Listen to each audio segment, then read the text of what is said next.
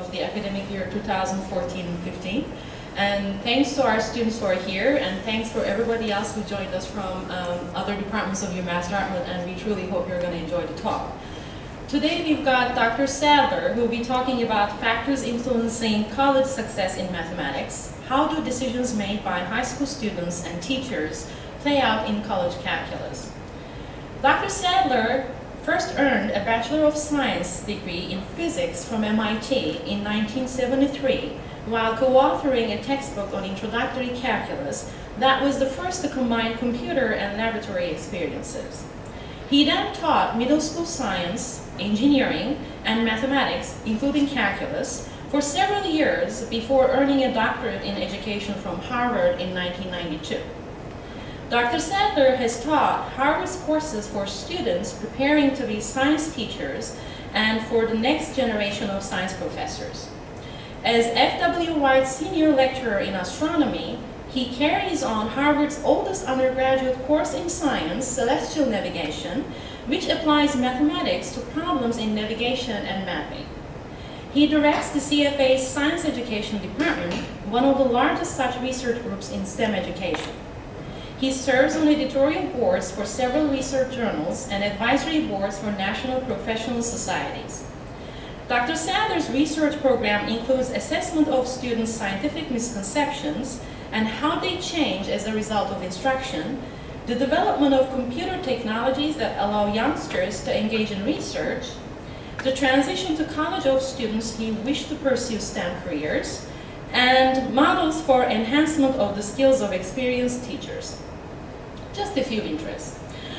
In 1999, Dr. Sadler won the Journal of Research in Science Teaching Award for work on assessing student understanding in science, given yearly for the most significant contribution to science education research.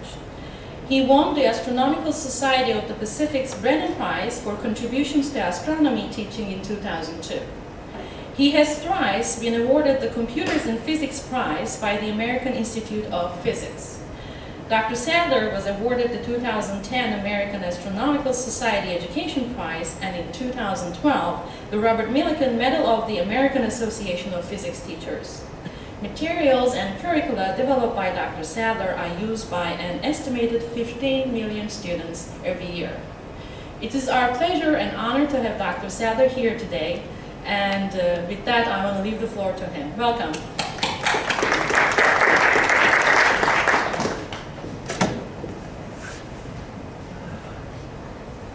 Thank you for that great introduction.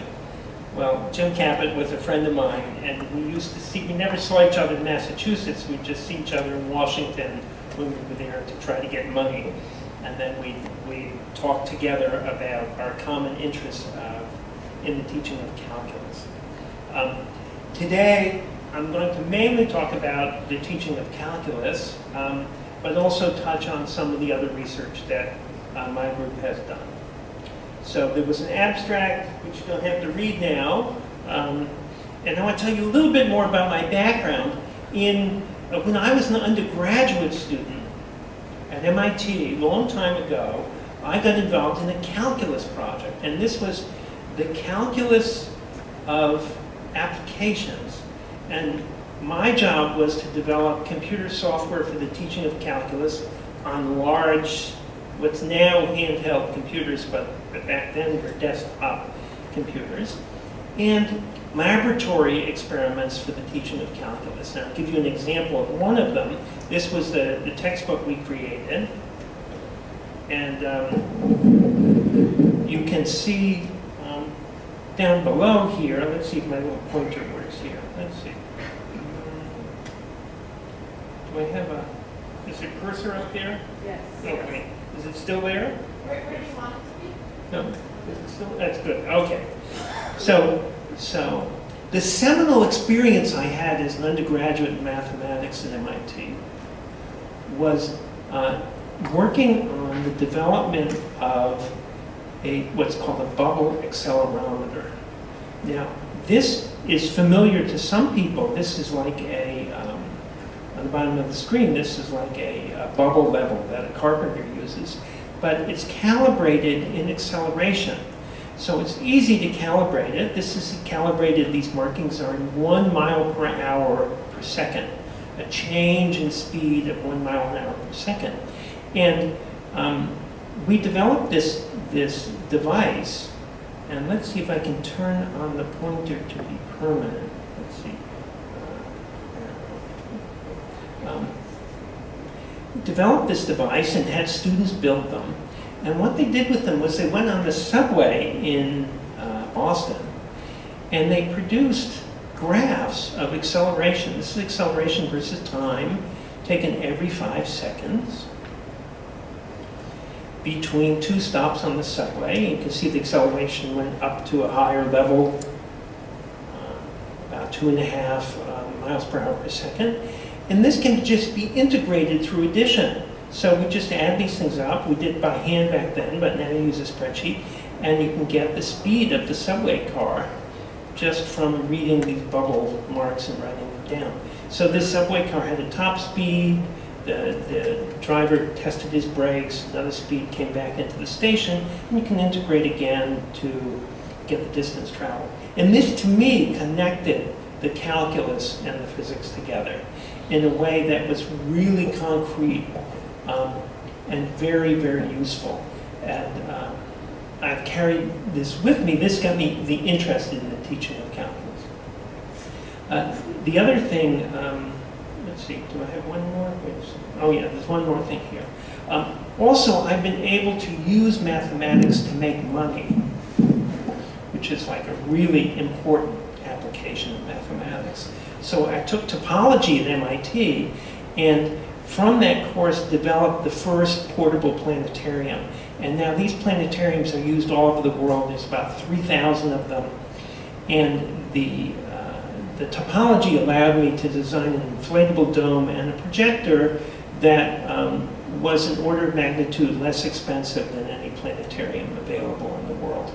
So the mathematics had a real application to my business career. So I want to talk mainly about college calculus. So college calculus is a gatekeeper course for many students. Many students come to the university wanting to major in science or pre-med or mathematics, and that college calculus course, they either do well in it or poorly in it. And if they do poorly, they can it can end their career, their fledgling career in STEM or medicine. So, but very little is known about the backgrounds of these students and how what happens in high school plays out in these in college calculus. So let's skip that. So I have a question for you, which sort of helps to focus what I'm going to talk about. So, how many of you are college teachers of mathematics? Okay. How many are studying to be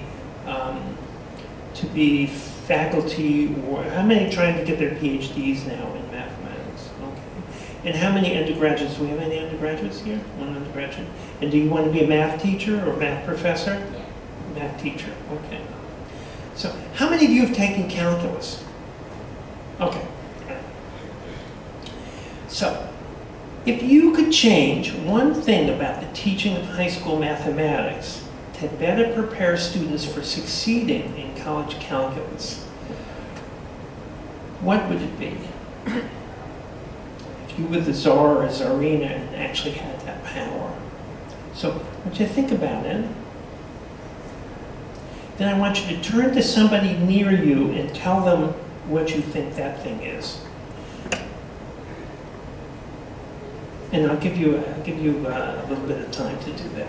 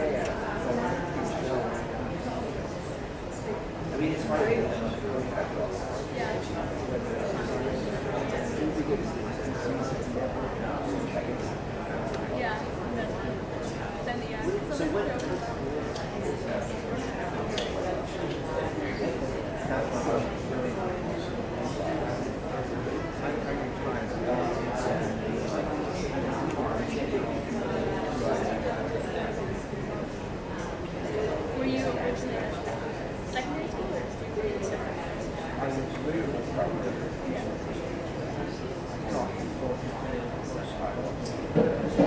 Okay. Did everyone get a chance to share their belief, their idea? So now, did somebody hear something interesting, either coming out of your own mouth or coming out of somebody else's mouth? Did anybody hear anything interesting that they'd like to share? Yes?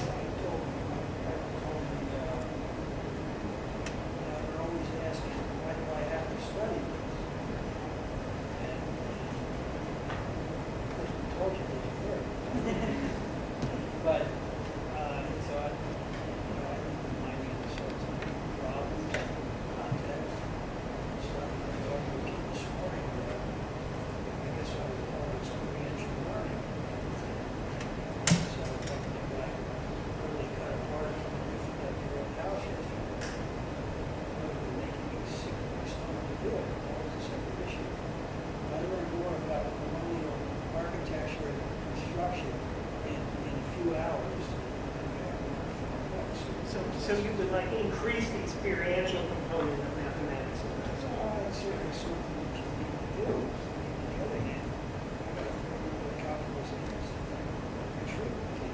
So you would both increase the experiential learning and the sort of preparation for calculus, the formal preparation for calculus. I don't mind working algebra. And then the algebra. Oh my God. I don't know where to start. Well, those are three possibilities. Anybody else have something you want to share? My colleague said that she will change teaching work from figuring out the skill, right? To teach with understanding, to teach to understand. Teach to understand rather than just regurgitate the information. So more emphasis on understanding and in-depth understanding of the mathematics. The mathematics of what you are doing, actually, not only computing things and getting results, that's a simple test. And I will add it to this, teach to believe that you can do good, can be better. So improve attitudes as This well. is not. Attitudes of important. Anything else? Anything else you want to share? I guess I'd second that. I really think that we may do it for whatever reason. Today, should I drop the course after the test or something? Since you get finished, it's supposed to start. And so there's a lot of confidence building in it too. You can't demand that they know the derivative of the cosine. So you tell them they better know it. It's all right. God knows what they're going to do if they feel they can do it. That's part of it. Okay. Yes.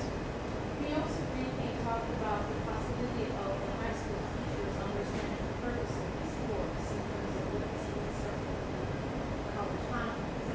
If they really know that this particular preparation for calculus is important for STEM, maybe they can adjust the classroom to meet the needs of the STEM majors in college and create bridges So that for- professors can carry on and students don't hear from college.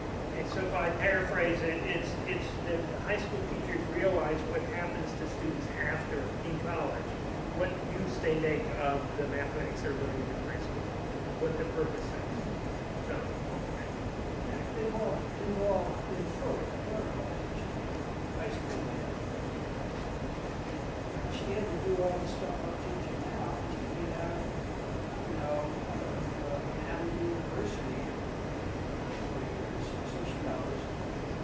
you know, from an engineering perspective, I think she's pretty effective.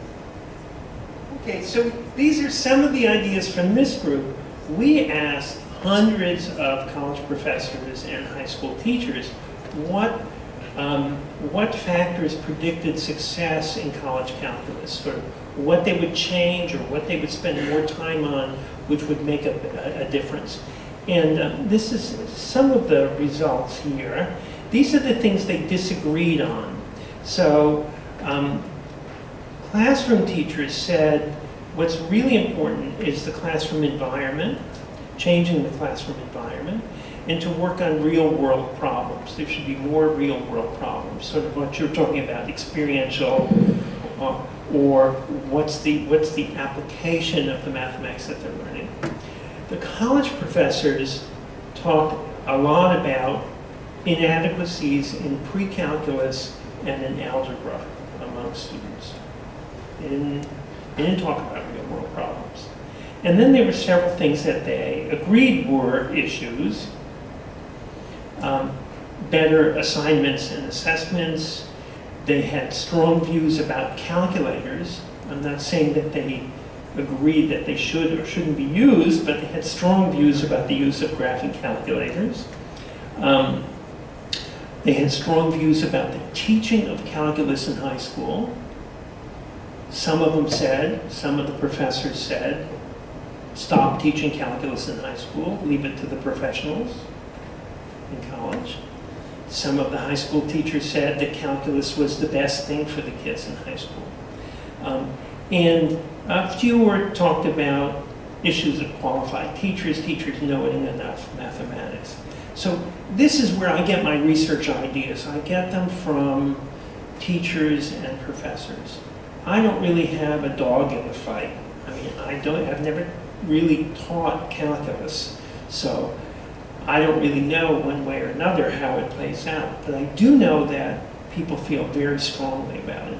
So I decided to research some of these questions. And from what I'll talk about today is the research involving several key questions. So, how do high school teachers and professors think differently about preparation? What are the paths to college calculus? Do kids follow a same path or different path? Or are there many paths? Does high school calculus benefit students or not? Does taking a gap year, a 12th grade no mathematics year, is that harmful to students? Are other kinds of mathematics helpful? Does college pre-calculus help? And what kinds of curriculum and pedagogy in high school really make a difference, as well as the home environment? So the way we do this research is we do large epidemiological style studies. We convinced the NSF to give us $1.1 million. We drew a stratified random sample of schools from all over the country because we wanted it to be generalizable to the entire United States. So we have 134 randomly chosen colleges, 336 courses within those colleges, and 10,500 students who participated. So this isn't about Harvard. This isn't about MIT. It's not even about UMass Dartmouth. This is about schools of every shape and size, colleges of every shape and size throughout the United States. So what we're going to see here is what does the average look like, and what can we say about what goes on across the country from coast to coast. These are epidemiological style retrospective cohort studies, meaning we give a survey to students in their first 2 weeks of class, first 2 weeks of calculus, and then we wait till the end of the semester and the professor puts their grade on the survey.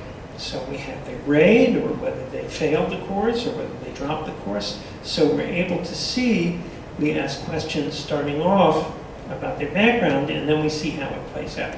This is a 4-page instrument, 61 items, high test-retest reliability and all. And the outcome we're really focusing on is college calculus grade. not how much they like the professor or how they feel about mathematics. We've done studies like that before, but this is about how well did they do in math. Because if they do poorly, they're going to have to take it again, or they'll drop out from their possible STEM or pre-med major. So we're very intent on background variables. We try to equalize students by looking at background variables and demographics. So let me tell you something about the students nationally.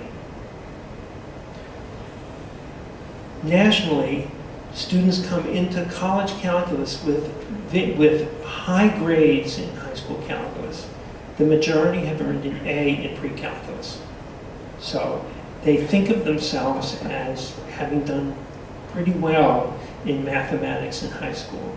Their SAT scores average out at about 625, I think. So they have good math SAT scores. Most of them, the largest group, want to be engineers, followed by pre-med, followed by the various sciences and mathematics. But the majority are engineers, next group pre-med. What are their attitudes towards mathematics? They come into calculus with very positive attitudes. This is their degree of agreement with these statements. I understand the math I've studied so far. Math is relevant to real life. Math is interesting. I can do well on exams. I enjoy learning math. This is all very, very high. And some of them have some mathophobia or math anxiety, but a minority say math makes me nervous or I wish I didn't have to take it. So they come primed feeling pretty positive. Indeed, most of them feel like they view themselves as a math person, their parents view them as a math person, their friends view them as a math person. So they have some math identity. So this is fairly positive. Now, this is the result of quite a change over time. Over the last 25 years, the rigor that the number of courses students graduate high school with has increased dramatically. So more kids are taking Algebra 2 or trigonometry in high school. The kids who have taken pre-calculus has gone from about 13% to about 34%. So that's increased by almost threefold in 25 years. The number of kids who take calculus in high school has clearly doubled. The number of kids who have taken have taken AP calculus and have passed the exam have gone up dramatically. So it's been a big increase over 25 years in the math that kids have taken in high school. Now, what's the result of that? Are they better at math? And we're lucky in the United States, we have something called the National Assessment of Educational Progress, the NAEP, and that tests kids at 3 different levels, at elementary school, middle school, and near the end of high school. And we can see what's happened on the NAEP scores as a result of this increase in rigor. So, for kids at age 17, it's essentially flat. Kids are taking more mathematics, more difficult mathematics, more AP mathematics, and there has barely been a change for the last 20 years. There's been an increase at the middle school level and at the elementary school level, but we have not seen an increase in NAEP scores at the high school level. Are increases significant? Well, I think from here to here they're significant, but along here they're really not significant. So, I meant at the elementary and middle school level. yeah, these are significant increases, yeah. So rigor has increased, but performance has not. Well, now in order to go back and study this, I had to go back and figure out what the kids take in high school. What's the detail of the courses that they take? Now, when I was in high school, this was the situation. You either started algebra in 8th grade, and you went to geometry, algebra 2, pre-calculus, and then you took some sort of calculus. For me, AP wasn't offered, so I just took calculus in high school. But some kids take AB and some kids take BC. And then if you start in 9th grade, you take Algebra 1, Geometry, Algebra 2, and Pre-Calculus in high school, and then you'll eventually get Calculus in college. So this is when I started this study, this is what I thought was going on. And I looked to see what were these offerings, how many schools offered these kinds of things. What I found was that about half of schools offer a non-AP calculus course, a small percentage offer an international baccalaureate course. There we go. 75% of schools offer an AB class, about half a BC class, and some have other things like online courses for dual credit. So, but calculus is offered at an awful lot of high schools. So this is common, calculus in high school. But what was surprising was that a lot of these kids take BC or AB or regular calculus and then take it again in college. So I didn't realize that the majority of people taking calculus in college have taken it in high school. Now, depending on the AP rules of a particular institution, they may be able to place out of calculus, but many schools encourage kids, even if they do well on the AP exams, to retake calculus in college. So one of the things that I was interested in was, what is the effect of taking these courses on kids' intention to go into STEM? Does taking calculus scare kids off from going into STEM in high school, or does it attract them to STEM? I've heard anecdotes both ways. And there's a lot of movement in high school. This is a diagram of the movement from the beginning of high school to the end of high school for boys. And lots of kids want to be engineers when they enter high school. Lots of them decide to do something else.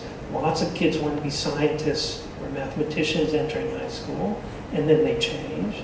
Lots want to be pre-med, and then they change. So there's a great mixing that goes on in high school as kids find themselves and experience different courses. For girls, the situation is similar, except many more girls want to be doctors and nurses and medical technicians. Very few want to be engineers. The ones who want to be engineers at the beginning of high school basically leave and are replaced by others who want to be engineers. So what is the impact of these high school courses? So the first thing we studied was impact. And we looked at controlling for students' interest in 9th grade. What was the effect of the courses that they take? In other words, what was the effect of taking physics or calculus in high school? And this is what we found. This is the change in the probability of going into a STEM major. And we found that taking calculus had the biggest effect on students' increased interest in going into STEM.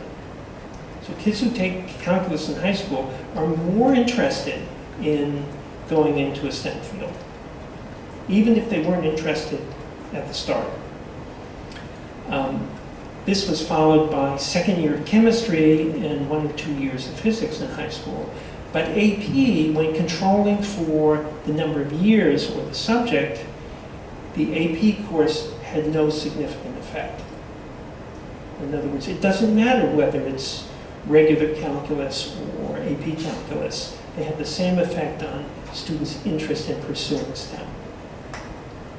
That was a surprise.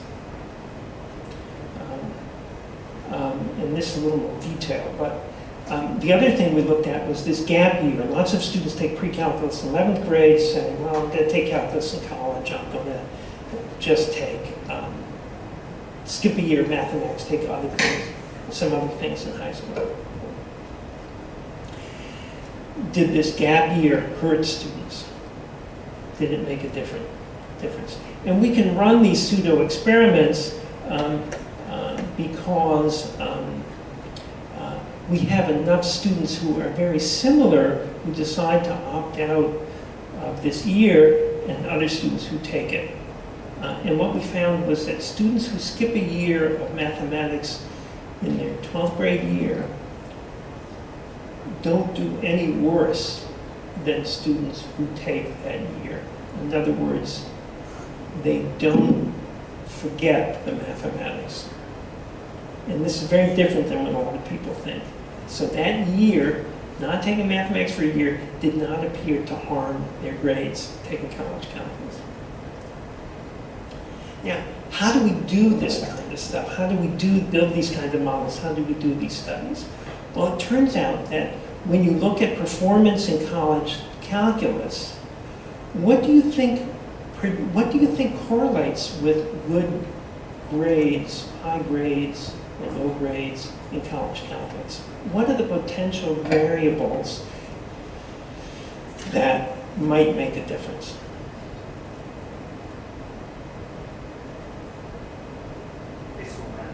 High school math performance. Anything in particular about the high school math performance? How would you measure that? GPA or courses taken. Yeah, the courses taken. Anything else? Grades within those courses. Grades in your math courses? Rigor of those courses. Rigor of the courses. Anything else? Entrance, exam, SAT score might make a difference. Anything else? attitudes, I would say. Attitude might make a difference. They want to be how the student, how much they want to Mm-hmm. Okay, so there's lots of things that might be correlated with college grades in calculus, and here are a few of them. Algebra 1 grade. This is the college grade in calculus. Kids who got a D in Algebra 1 average 67 in calculus in college. Kids who get an A average 82. Algebra 1, 8th grade or 9th grade. Similar in geometry, similar in Algebra 2, similar in pre-calculus. Whether they take pre-calculus in college, in other words, whether they fail on the AccuPlacer or whatever the placement exam is. The kids who do poorly, these are the kids who do poorly on the placement exam. These are the kids who do well. Their SAT scores, SAT level 1, SAT level 2. These are all variables that predict performance in college calculus. And they're all correlated with each other. As you might suspect that a kid who does well in Algebra 1 might also do well in Algebra 2. So this isn't a simple correlation study. We build models that account for all of these variables at the same time. Because it might be the pre-calculus makes a difference, and these correlate with the pre-calculus grade. So, or maybe it's just the SAT score, and the high school grades don't matter at all. So the way you do this is you build regression models that include all of these variables. In addition, there's special concern about advanced placement. Now, what have you heard from the College Board, the people who run the advanced placement program? Have any of you ever heard things from them in writing, or have they ever, or have they said things to your own children in their website? What does the promotion for the College Board say about taking calculus in AP calculus in high school? Any idea? It's going to help you not be as successful or not be applied to courses. Yeah, it may allow you to skip ahead and save a year of tuition, a semester of tuition. It may prepare you better for the college courses. It may make a big difference in how well you do in college or how much money you have to pay. And so the College Board maintains their own research staff to do their own analysis. But there's some problems with having people on your payroll evaluating your program. One of the problems is the College Board does not know who's taking an AP course in high school. They have no idea whether John or Margaret are taking an AP course. All they know is who takes the AP exam. That person may not have taken an AP course in high school. They may have just taken the AP exam. And even though John and Margaret may be in an AP course, they may not take the exam.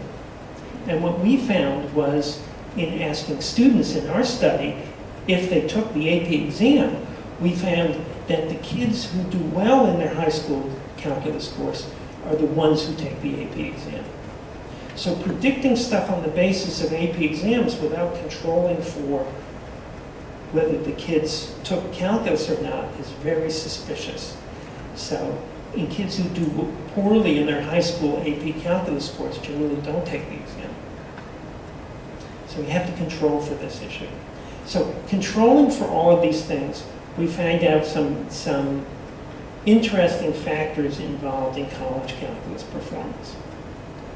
So we control for a whole bunch of variables. We control for the institution the kid is in, the professor, the father's education, mother's education, race, ethnicity, gender, career interest, year in college, and we get down to building these kinds of models.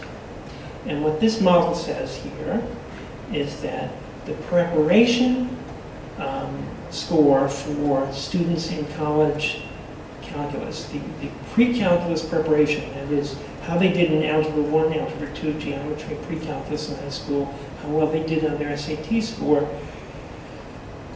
predicts about 5 points, half a letter grade per standard deviation in this composite z-score.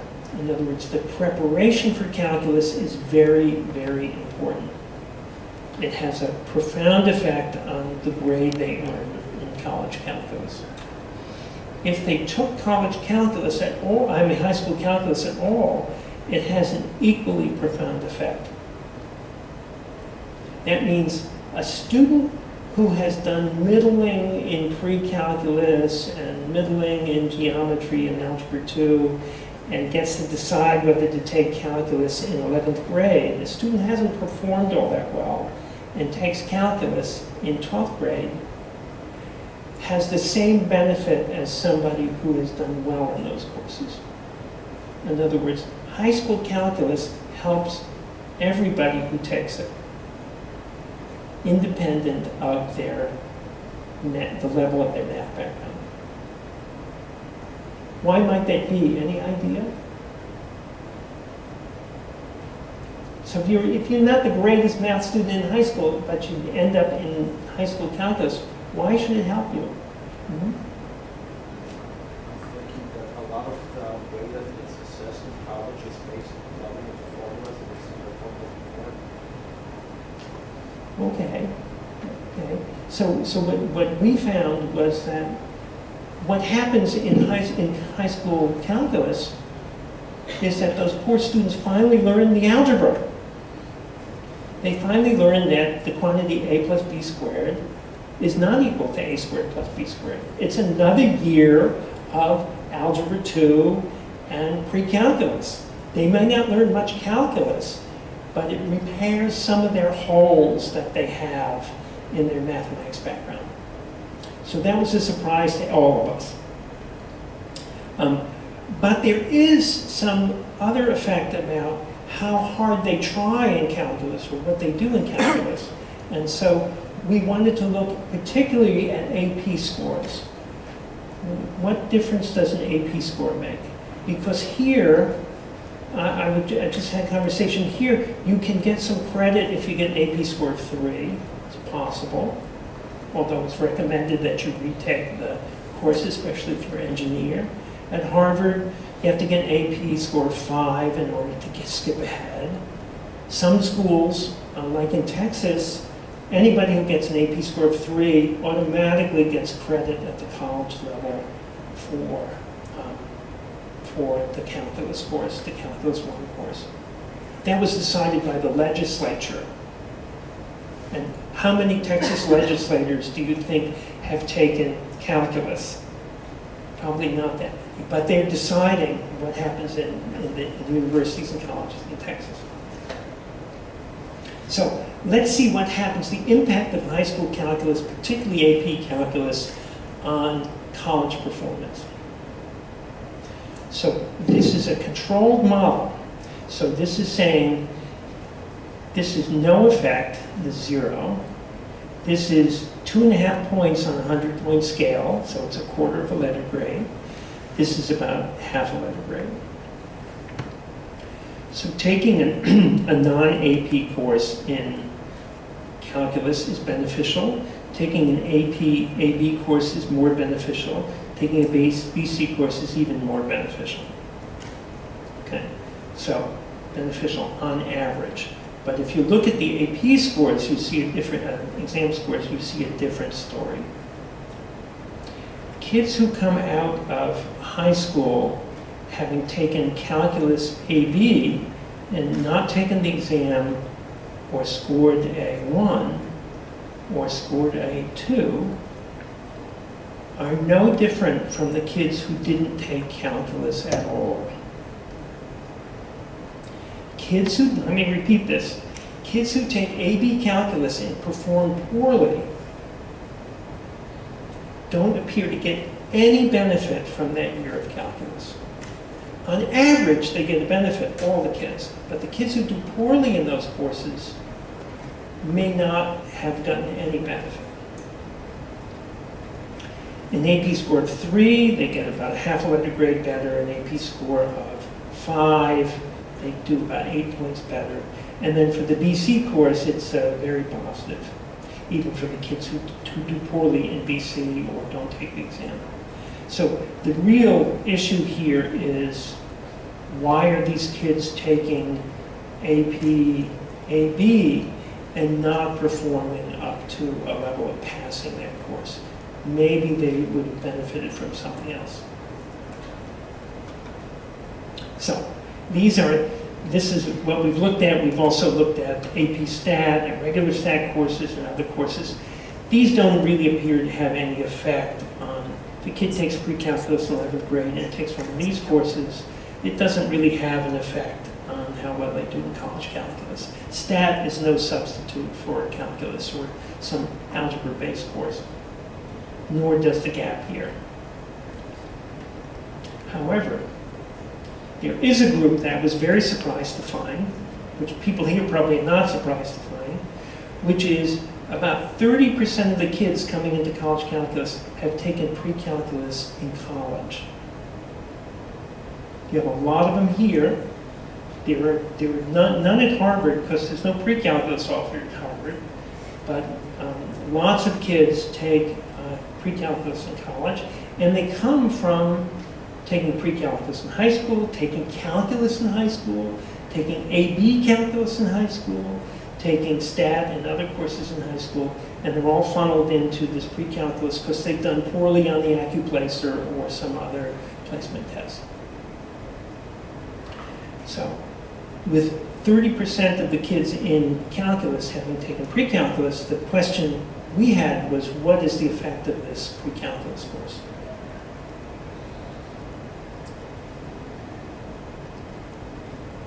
And as I said, you use a math placement test here, but in other schools they have their own placement tests. Kids have a lot of reasons for going into pre-calculus in college. Some of them didn't realize that they could take calculus. Some of them were nervous. They've been a couple of years since they were in high school and so on. Sometimes they're advised to take it. I mean, like this student here took pre-calculus in college, and we can hear from him a little bit about his background and then what happened to him in college. In retrospect, looking at those 4 years, do you feel that you were well prepared for college? I do feel that I was well prepared for college. It wasn't easy getting through all 4 years, and I still feel somewhat unprepared, I guess you can say. I kind of feel like I've done well because I really went the extra mile and tried to do well and just kind of push myself. But I still feel like I have some gaps in certain areas, certain subject areas, but I mean, that might be everywhere for everyone. Are some of the gaps in math or science? I do feel like I have gaps in math and science.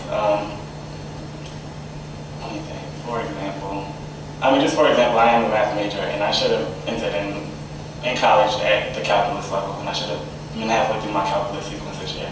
Instead, I entered in at pre-calculus because I had never taken calculus before, or even a full semester of pre-calculus in high school. I think we tended to focus so much on like the word problems and the research aspects of math that we kind of missed out on the more traditional aspects, and that's what the colleges are really looking for. They want you to really have mastered certain fundamental skills that I think I haven't, or that I didn't at the time. Do you feel like you're covering those bases now? I do. It's been hard. Still trying to get caught up. It's been hard, but I've worked really hard and just done a lot of reviewing like on my own. I've enrolled in like a community college, like a college algebra course and another pre-calculus course over the summers to try and get caught up. So I've done well. So this may be typical of a number of students who take pre-calculus in high school or half a semester of pre-calculus, then take it again in college. And we find that the math background, as I said, about a third of the students in college calculus have taken pre-calculus at the college level. And how do they do?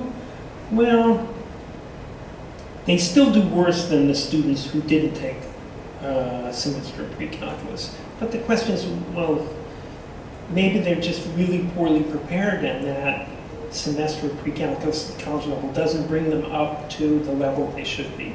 So we did a full analysis, and I can show you a little bit about what happens there. Let's see. So this is what we're looking at here. And we were inspired by some work that was done by a Harvard professor who looked at remedial courses.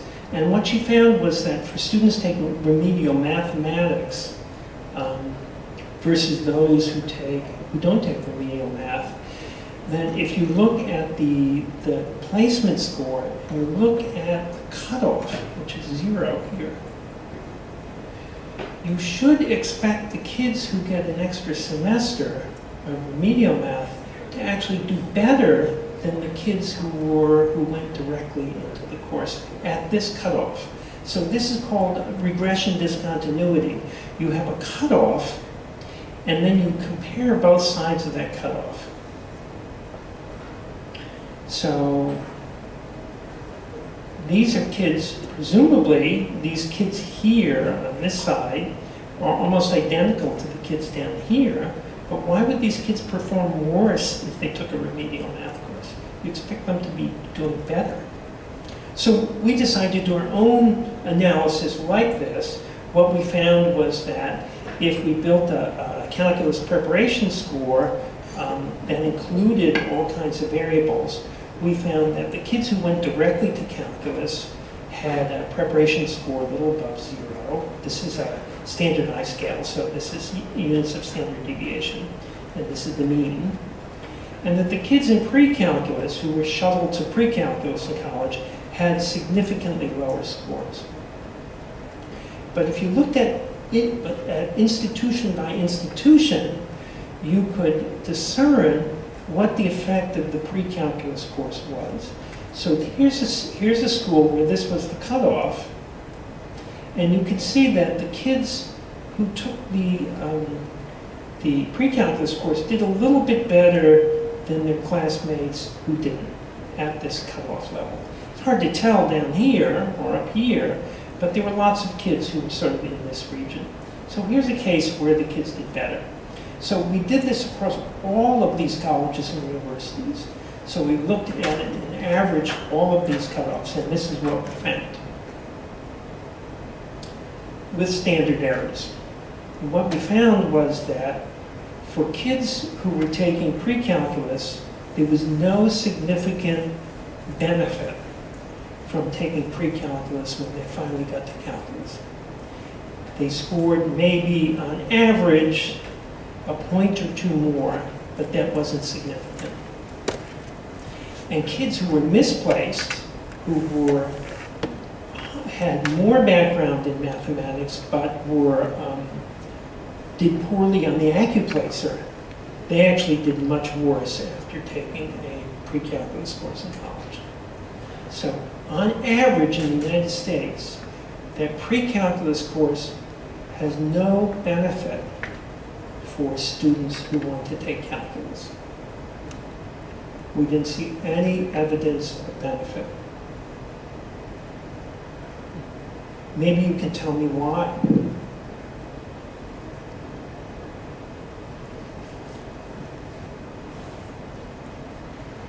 Yeah, yes? Probably it all boils down to the algebra preparedness.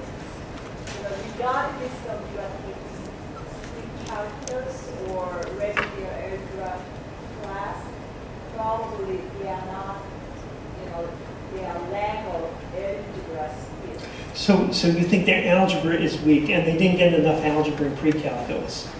Probably that's how I. Well, I'm not sure. I mean, these quantitative studies don't tell you why, they just tell you what. So they say there's no effect. And then you're left to your own devices to figure out why. I've talked to some students, including my own kids, who have taken, just because I teach at Harvard doesn't mean my kids did well in mathematics. So one of them took pre-calculus in high school, took pre-calculus in college, and he failed calculus in college. So he's like a case study of n=1. But in talking to him and many of his classmates and other kids, I found that the pre-calculus course in college is essentially a forced march through pre-calculus in very close to the way they studied it in high school, but just faster. Often uses the same textbook. So whatever approach was used in high school, they got the same approach in college, and it doesn't appear to have much benefit. The kind of approach that I think my son could have used was an application approach, because he wanted to be an engineer. He wanted to know, what is this stuff good for? When do functions show up in engineering? He never really got that in pre-calculus. So he tried to learn it in the same way we learned it in high school, and it didn't help him. So that's this group of students here. They're shuttled into an extra semester that doesn't help them, and then they go to calculus, and many of them fail. There are also these really smart kids that take geometry in 8th grade, algebra 1, pre-calculus here, usually calculus AB in 11th grade, and then they may take calculus BC in 12th grade or skip math in 12th grade. So that's another group. And then there are even more kids that take these things like integrated mathematics, where they take all algebra, geometry, and pre-calculus all as one course for 3 years. So we didn't study this group because there weren't enough of them, but they do exist. And then kids switch between. Sometimes kids take algebra 1, then algebra 2, then geometry. So it's a much more complicated system than I thought. But there are some patterns that we saw. So some of the things and another issue was minority students. Minority students are in lower grades in college calculus. And socioeconomic status alone is not an explanatory factor for this achievement gap. So one of the doctoral students we had from Clemson University decided to study this using a technique called propensity weighting, where she matched up students who were minority students, where she was looking at African American students with white students, so they all matched on all the categories of their SATs or whatever. She was trying to find what were the differences between the students who were performing lower and the ones who were performing higher. And she was successful at getting all these matches. She had 200 black students and about 5,000 white students to match with. And once they were matched, when she was able to match them, she had agreements in the propensity, in the similarity of the students. And what she found was this, was that when she built her model, there was a big difference in final grade between black and white students, but after she built the model, they had essentially the same grade. And the key elements she found were these differences, these family differences about math being the parents or someone at home being able to help them with math in high school. That was a major difference between the black and white families that she studied. So she found that helping with homework was a key difference, and that any kind of intervention which would improve the amount of help that black students got with their homework would probably be beneficial. Calculator use, let's see, it turns out that in most high schools they use graphing calculators. There are few where there are no calculators. They use them for exams, for making graphs, for homework, to do simple functions, to do trig functions. There are a lot of uses of calculators, and what we found was that that there was no effect, no difference between kids who used calculators in high school and kids who didn't on their performance in college mathematics. As a matter of fact, the more they used calculators in high school, the worse they did in college calculus. And only in classrooms where the teacher said, you're only allowed to use the calculator after you learn how to do the process by hand, was there an improvement. So teachers who were very parsimonious about the use of calculators saw a benefit. And finally, some things about the high school calculus teacher choices. The things that made a big difference, the things that high school teachers decided to do in high school that made a big difference when the kids get to college: heavy emphasis on functions in pre-calculus, review student homework every day, emphasize in-depth learning, conceptual understanding of perhaps fewer topics but deeper understanding, and a full understanding of the mathematical vocabulary. And that surprised me because I didn't know vocabulary was very important.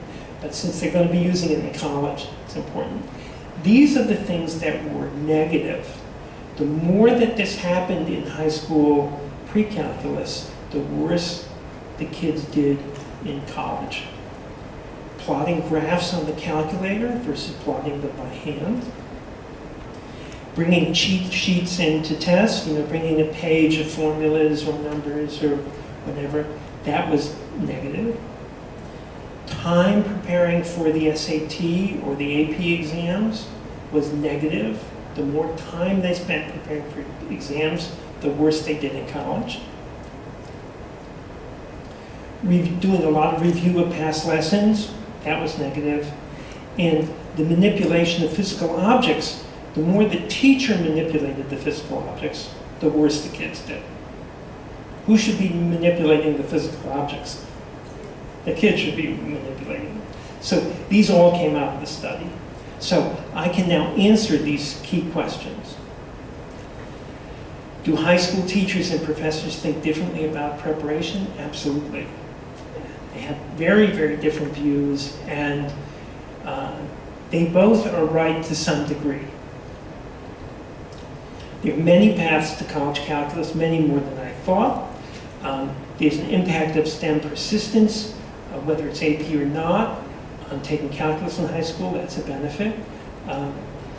It generally increases college calculus grades, but it's not the same as college calculus. Unless a kid gets a 4 or 5 on an exam, you can't be assured that they actually learned some substantial calculus.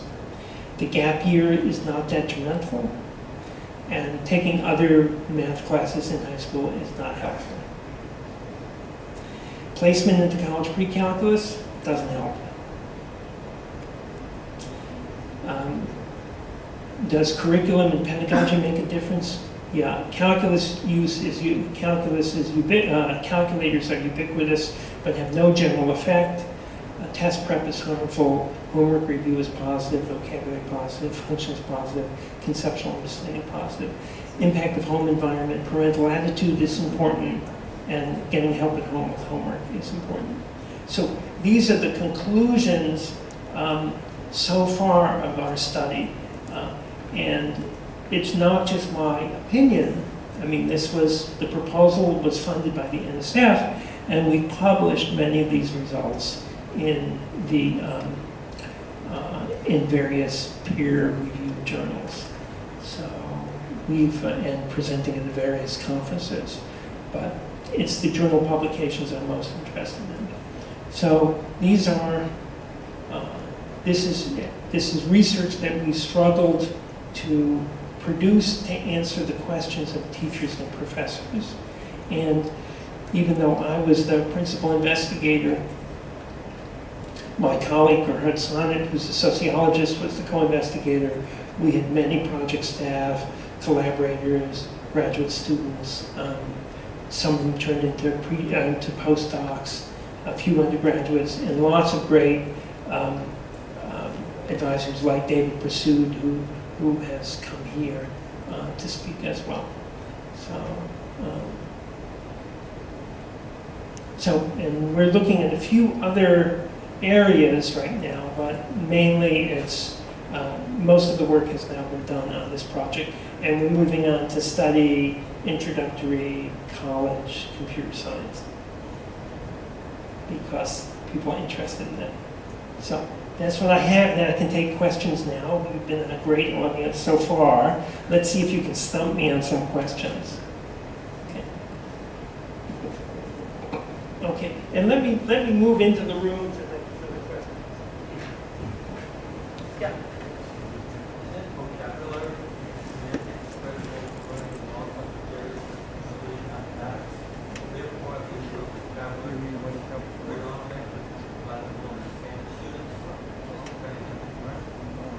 I'm not sure. You're saying that vocabulary is critical. Yeah, you're saying vocabulary is critical in all areas, so maybe it's particularly important for people for whom English is not first language. I can't really answer that directly. I don't know if there's if that is true. I know that when we looked at what was the language spoken at home, that had no effect. So even if a kid spoke only a different language at home, that didn't carry over into school. And when we looked at, say, SAT verbal scores, we saw no effect in that. So I'm not sure about vocabulary. I tend to think of it as the mathematics vocabulary in particular, whether kids can understand the specialized vocabulary that professors use in college. But students with both languages would score higher at college. That would make sense. Okay, well, you're drawing a conclusion that I can't draw from the data about that both languages would be positive. So there's lots of things that people believe. I mean, we all have beliefs. I mean, I have lots of beliefs that I use in my own classroom and when raising my children, but I don't have much evidence for my beliefs. Here's some evidence for some beliefs. Isn't it all possible that, for example, the nature of the calculus courses taught in institutions may have some connection with student success, the ones who take the calculus or not? That is to say, if the calculus also repeats itself, if it's a feedback in terms of decontextualized drill and skill, find variable hypothesis, and find variable context.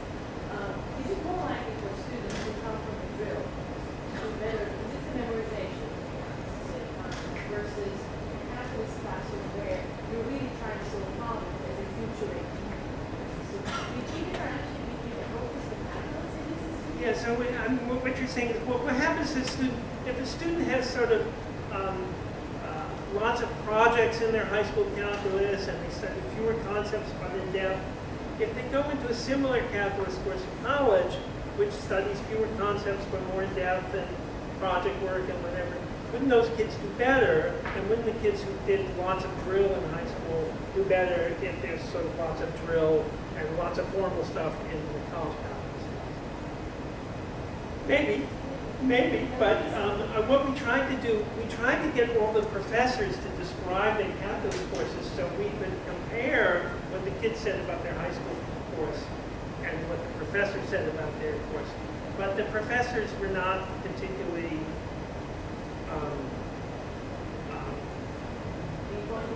they were not particularly responsive to this kind of a question. So what we did in David Pursuit's study, in the MAA study, was we asked the students what happened in high school, and then at the end of the semester in college, we asked them what happened in the college course. And then we could compare them. But so we could compare the impact of the similarity of the high school and the college coursework in mathematics on their attitudes, but not on their performance. So, and we're just starting to look at that stuff right now. It's a very good question, but I've given up asking teachers and professors to describe their practice because they tell you what you want to know, or they tell you what they aspire to, but they don't really tell you what happens in class. And so when we asked in the MAA study, we did ask the professors and we asked their students. And so on concrete things like, did you use a computer tutor, did you use computerized homework in the class? There was a lot of agreement between the professors and the students when there was something really factual. But when you said, well, how much lecturing was there? Well, the students said there was about twice as much lecturing as the professors said. So there are big discrepancies between what the student experiences and what the professor thinks that they're doing. And I tend to go with the students. Yes. So great study, by the way. But I'm wondering, is it possible to extrapolate from math to physics? So when you will study AP physics, is that right? Oh, well, that's a great question. You must be a physicist. I am. Well, this study came out of a study of biology, chemistry, and physics. So we studied biology, chemistry, and physics first before we studied calculus. So we have all the stuff you see here, we have in physics as well. So I can tell you what happens in physics. And one of the big surprises is, if you look at how well the kids do in biology, chemistry, and physics in college, the biggest factor is not that they took these subjects in high school. The biggest factor is how well did they do in mathematics in high school. If as a physics professor, if you have a choice between someone who's taken a lot of physics in high school and someone who's taken a lot of math in high school, doing calculus, take the calculus student. But the mathematics make a much bigger difference in all of those fields. And you're saying, well, why should it make any difference in biology, in introductory biology? Why should taking calculus and doing well in calculus in high school improve high school biology? College biology grades or college chemistry grades. There's no calculus in introductory college chemistry. I think it's when that chemistry professor makes a graph on the board that says rate of reaction for time. The students say, oh, I know what that means if they take the calculus. Or when the professor writes a small equation, they don't freak out because they understand what the equation is. So I think it's interpreting graphs and simple equations is something that's extremely important in biology, chemistry, and physics. And kids who take high school calculus may not understand the calculus very well, but they're much better at the algebra and the graphs. I agree with that. Something is more better at So I would say, you guys are, the math community is doing great service for the science people in high school. It's kind of strange to say, take as much math as you can in high school, that's what's going to help in your science career. So the physicists generally know, the high school physics teachers and chemistry and biology teachers don't like that, but Doesn't that just sort of follows with the student's path in his position? If a student that knows he's going to be a biology student or an chemistry student in college, they're taking the same amount of math. Either they're taking public calculus or taking at least pre-calculus along with the chemistry and biology. yeah, because they have different amounts of biology, chemistry, and physics. Lots of kids don't take any physics in high school. They may take calculus in high school. They may want to be, some sort of scientist. They take their physics in college. They may take statistics in high school instead of physics. Or they may take 2 years of chemistry in high school versus AB calculus and BC. So there is some flexibility for students, especially in engineering students. I'm wondering how you do that. You said prepare for test, I mean, in Asian countries, their mathematics maybe most is test oriented. So they take more time to prepare students for tests. And of course, test are very open. Let's say 1 week they have one test, and just like person just comes to the test. So you're asking, how do I explain in a lot of Asian countries, they spend a lot of time in tests. They often go to school on Saturday to prepare for tests. Well, the stakes are higher on those tests in other parts of the world. In a number of parts of the world, you get a test, and then when you go to college, everything's paid for. But a much smaller fraction of students go on to college. And then the government pays for their education. But you're asking, why they're doing all this test study, why did we find that preparation for testing appeared negative? I think doing well on a test is doing well on a particular kind of test in high school may not prepare you well for college. It just maybe there are other things that prepare you better. So studying for a test may not be the best preparation for college. So I didn't study Asian schools. I just studied American schools. It was another study that looked at that someone in DC did, looking at the amount of time spent preparing for state tests in the classroom. And it found that the more time teachers spent preparing for the state tests, the worse the kids did. Rather than teaching them the content. So when you get in the mindset that preparing you for a test is no longer about sort of conceptual understanding. It's more about how you answer questions. I don't know if this is a question or just my fascination. One of the things that fascinates me about your study is that you found high school teachers propensity towards pedagogy and world applications, because that's a huge discourse on the teachers that they are not doing, especially math and science teachers, they are not using pedagogy in the high school and now world applications for students, but yet your study shows that they are. But then when kids end up going to college, the college professors are taking completely different discourse on the subject, and that's where this clash of whatever happens. So that was very fascinating to me. Something that we need to look at it at the policy level. We may be changing a lot of things in high schools, middle schools, in the K through 12, but if this somehow is not, it's not going to manifest itself in colleges, then we are not, especially minority kids, we are not necessarily preparing them for success in college. There might be less, there's not much real-world application in college coursework in mathematics. I would say less than I would like. And in high school teachers talk a lot about real-world problems. But when you say, give me a real-world problem, they say things like, well, and Susie will be twice as old as Bill in 12 years. And it's like, that's not a real world problem. I mean, from a scientific or engineering perspective, where's the real world there? They mix up sort of word problems with real world problems.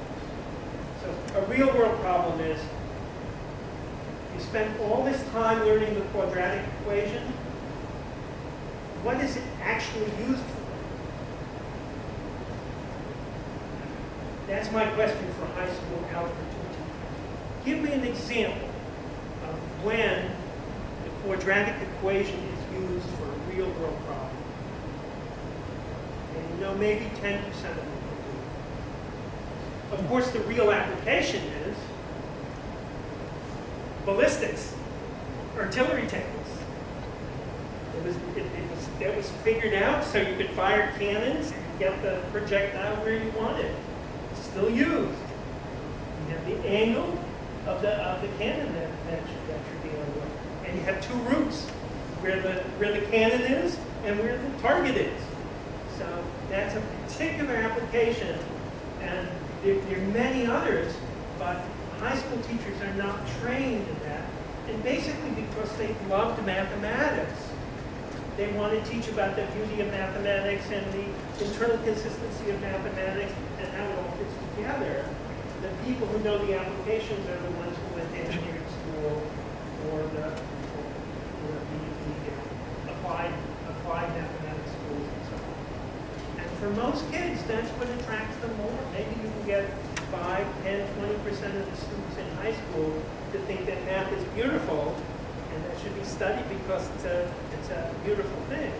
And it all fits together, and see how you can prove things to be true, but 80% of the students are like, why am I learning this? What good is this? How will I actually use this? And that's a real deficiency. Even though high school teachers talk about real world problems, very few of them do.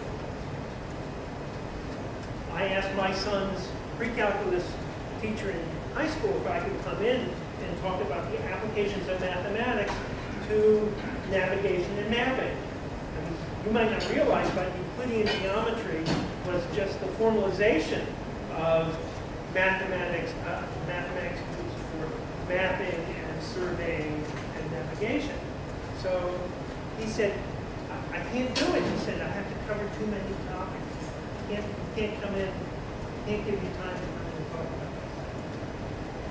And the students were hungry for it. So that is a problem. Yes?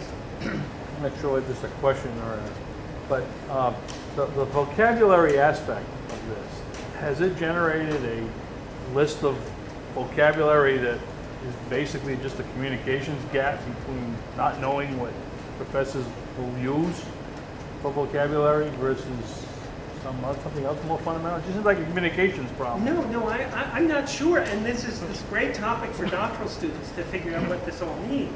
I mean, what we did was we asked students, how much time did your teacher spend on vocabulary?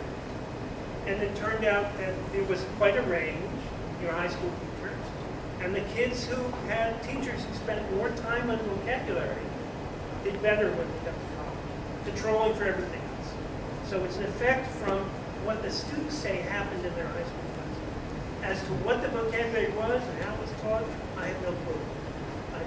But these kinds of studies bring up probably more questions than they answer, and some doctoral students, maybe somebody here, will figure out the answer to your question.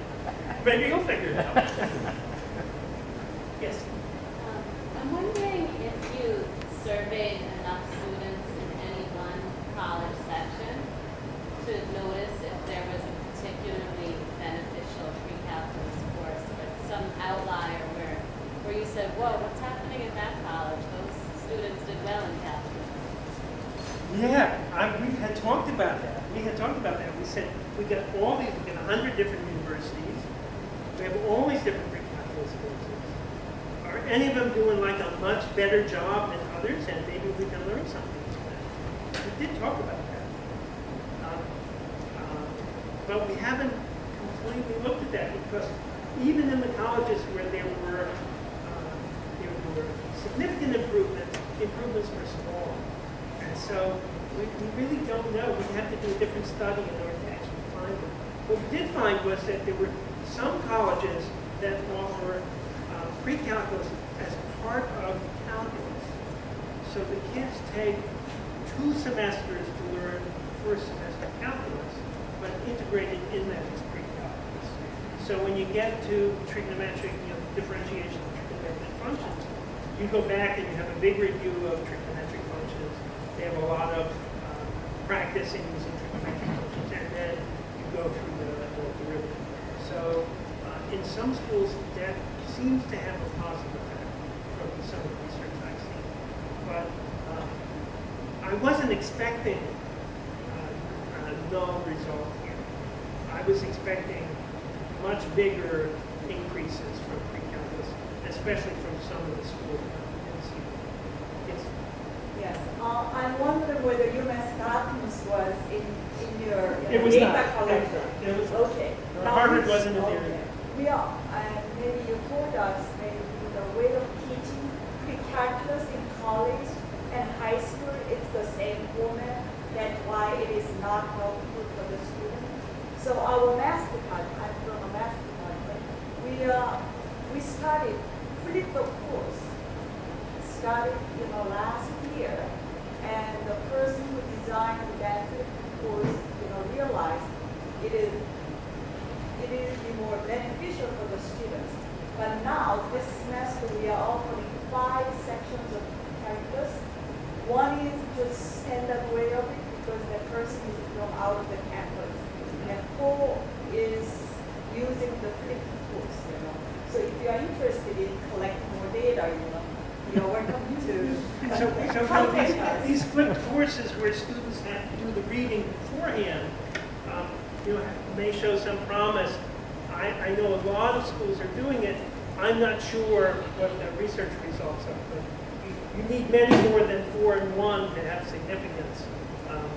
So maybe somebody will do that study here, but all my studies are sort of national, looking at national representation of courses. But flipped courses might be something useful.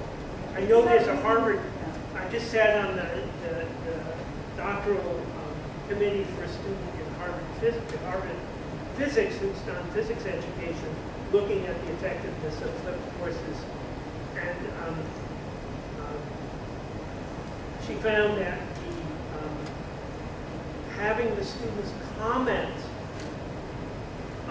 on the reading was very important. Just telling them that it was flipped and they had to read beforehand did not have an effect.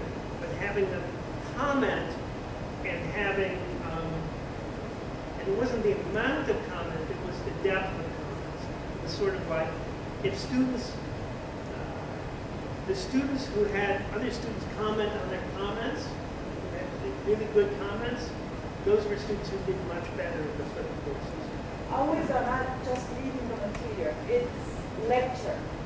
To watch the video lectured by the faculty. So it's more than just reading. It's not just reading. Yeah.